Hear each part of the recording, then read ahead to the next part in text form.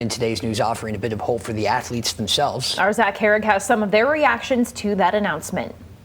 Volleyball, boys soccer, and girls swim and dive coaches knew that Thursday would be a long day, anxiously waiting for a decision from the MHSAA on the future of their season. I was really nervous, going into today, wondering what they were going to do. I was definitely really nervous. I knew there was going to be a big decision about it. Was really hoping it would be what we wanted to hear, but I'm glad that we can just be here today and still practice. Even with the green light from the MHSAA Representative Council, all three sports will now need to wait for a change of executive orders from Governor Gretchen Whitmer to compete. However, the coaches say it's definitely a step in the right direction. I appreciate MHSAA kind of hanging in there. We all want to play.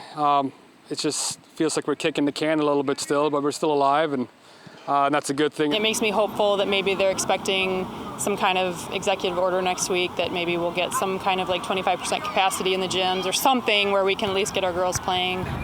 For the Forest Hills Northern boys soccer team, practice continues as they wait to defend their state championship. We're just hoping to play right now.